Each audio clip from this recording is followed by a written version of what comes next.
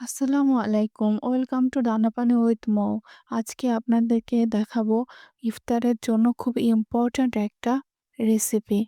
কি সার্ভ করতে করতেই বেগুনি বা আলুর চপ ঘুম এসে পড়ে? এখন আর সে সমস্যা হবে না। আপনারা ঠিক এভাবে ফলো করবেন বেসনের ব্যাটারটা। তাহলে অনেকক্ষণ পর্যন্ত মুচমুচে থাকবে। তাহলে চলুন পুরো রেসিপিটা দেখে নেওয়া যাক। প্রথমে দেখে নেওয়া যাক কি, কি উপকরণ লাগছে। এখানে আমি ২ কাপের মতন বেসন নিয়ে নিয়েছি। বেসনটা একটু ভালো মানের নেয়ার চেষ্টা করবেন। এটা খুবই ইম্পোর্টেন্ট। তারপর আমি নিয়ে নিয়েছি ২ টেবিল চামচের মতন চালের গুঁড়া।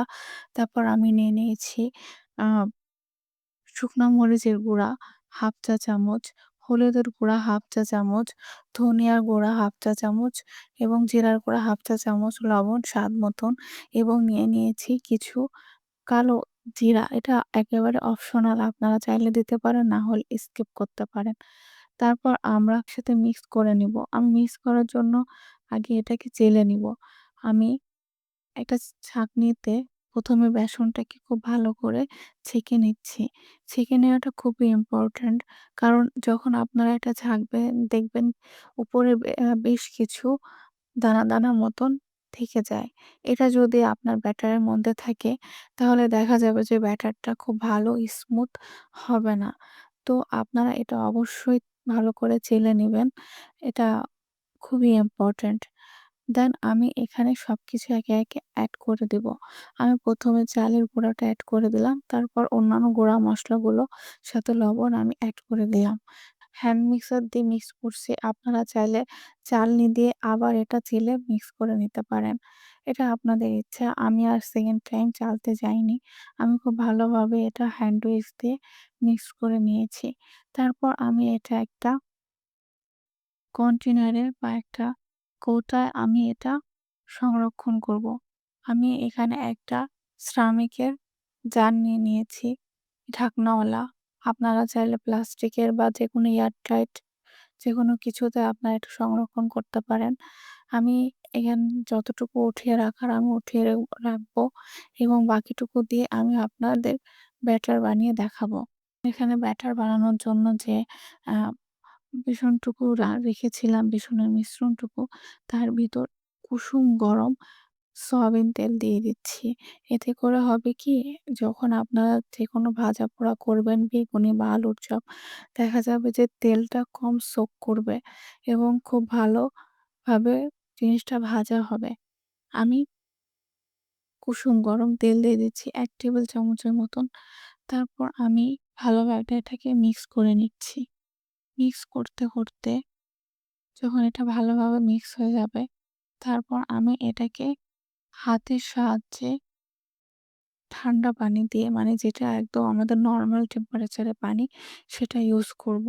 আন কোনো গরম পানি বা ঠান্ডা পানি, ফ্রিজের পানি না, কিন্তু নরমাল টেম্পারেচারের পানি ইউজ করব। আমি একবারে খানিকটা পানি ঢেলে দেব না। আস্তে, আস্তে আমি পানি দিব। তারপর আস্তে, আস্তে আমি এটাকে মিশাবো। আপনার একবারে পানি ঘপ করে ঢেলে দিতে যাবেন না।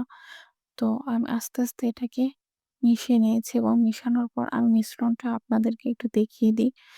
এই মিশ্রণটা একটা চামচের সাহায্যে, দেখেন চামচের সাহায্যে আমি উপর থেকে নিচে দিচ্ছি আ এবং এটা খুব ভালোভাবে পড়ে যাচ্ছে এবং খুবই লিকুইড না কিন্তু। এটা টেক্সচারটা আপনারা দেখলেই বুঝতে পারতেছেন যে একদম লিকুইড না, একটু ঘন আছে এবং সবটা চামচ থেকে পড়ে যাওয়ার পরও চামচটা কিন্তু খুব ভালোভাবে কোটেড হয়ে আছে এবং একটু ফোঁটা, ফোঁটা হয়ে পড়ছে। এক এক ধারায় কিন্তু বেসনের ব্যাটারটা পড়ে যাচ্ছে না।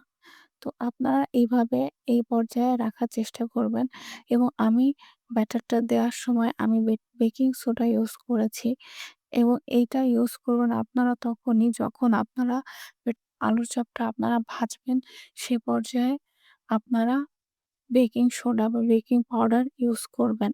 যদি আপনারা ব্যাটারটাকে ২-১ দিন সংরক্ষণ করতে চান, সেক্ষেত্রে আপনারা বেকিং সোডা বা বেকিং পাউডারটা ইউজ করবেন না।